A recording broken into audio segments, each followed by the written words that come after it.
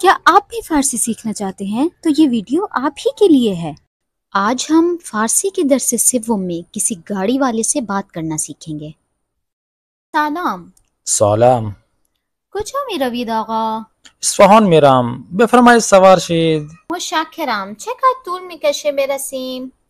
حدوداً 1 ساعت طول میکشه. آقا بیستید. میخوام چای بخورم. باشه بفرمایید. بیایید آقا چای بخوریم. نه مرسی.